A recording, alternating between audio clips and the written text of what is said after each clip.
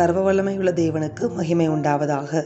கிறிஸ்துவுக்குள் அன்பான சகோதர சகோதரிகள் அனைவருக்கும் என் அன்பின் வாழ்த்துதலை தெரிவித்துக் கொள்கிறேன். இந்த நாளுக்கான கர்த்தருடைய வார்த்தை ஏசாயா 35 அதிகாரம் 4வது வசனம். மனம் பதறவர்களை பார்த்து, நீங்கள் பயப்படாதிருங்கள், திடன் கொள்ளுங்கள். இதோ உங்கள் தேவன் நீதியை சரிக்கட்டவும் உங்கள் தேவன் பதிலளிக்கவும் வருவார்.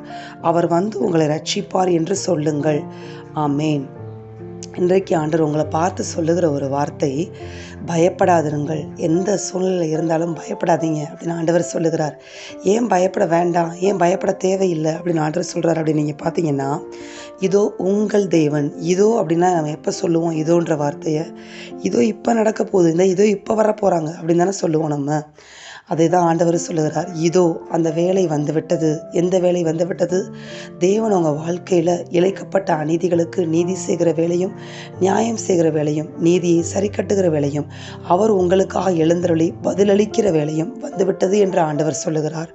அதை செய்வதற்காக அவருடைய தூதர்களை அனுப்ப போகிறதில்ல, அவரே வருவாராம். அதான் பாருங்களேன், உங்கள் தேவன் பாருங்கள், நீதியை சரி கட்டவும் உங்கள் தேவன் பதிலளிக்கவும் வருவார். 2 தடவை உங்கள் தேவன் என்று சொல்லப்பட்டிருக்கிறது.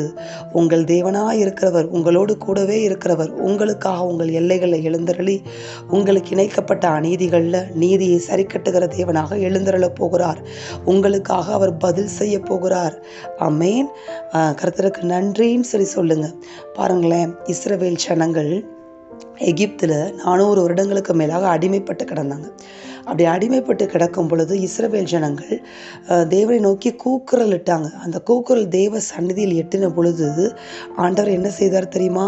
இஸ்ரவேல் ஜனங்களுக்கு எகிப்தில் இழைக்கப்பட்ட அநீதிகளுக்கு நீதியை சரி கட்டுகிற தேவனாக அதே எகிப்தில் தேவன் எழுந்தருளினார். ஆமேன். அந்த பார்வோனுக்கு முன்பதாக தேவன் எழுந்தருளினார்.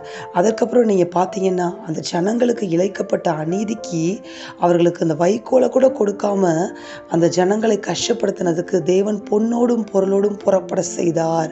அவர்களுக்கு தேவன் பதில் செய்தார். எவ்வளவுக்கு எவ்வளவாய் எகிப்தியர்கள் இஸ்ரவேலர்களை ஒடுக்கினார்களோ அவ்வளவுக்கு அவ்வளவாய் தேவன் அவர்களுக்கு பதில் செய்து என்ன செய்தார் தெரியுமா?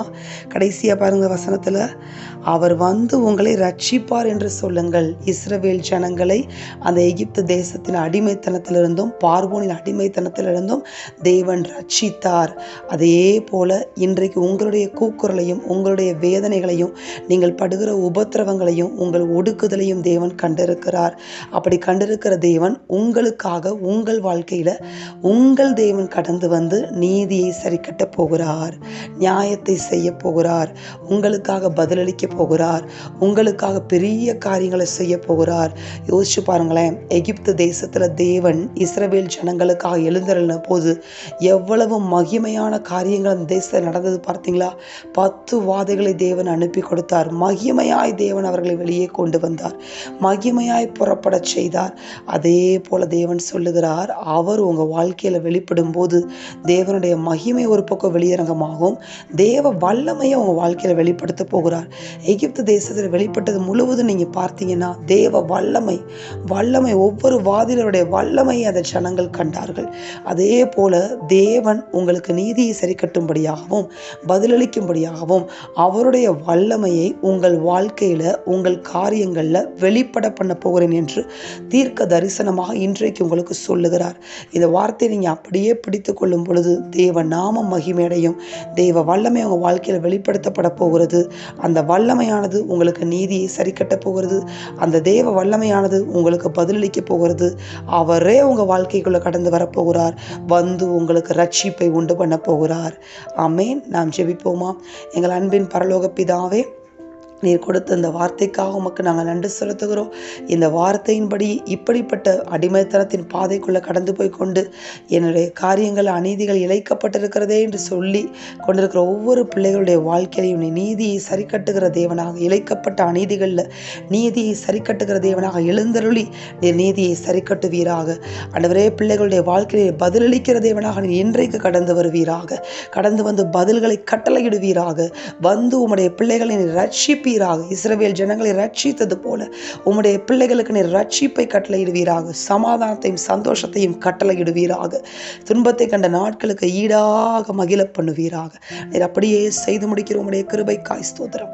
இயேசுவின் நாமத்தில் ஜெபித்து ஜெயம் எடுக்கிறோம் பிதாவே, ஆமேன். இந்த வார்த்தையின்படி இந்த நாளில் தேவன் உங்களை ஆசீர்வதிப்பாராக. ஆமேன்.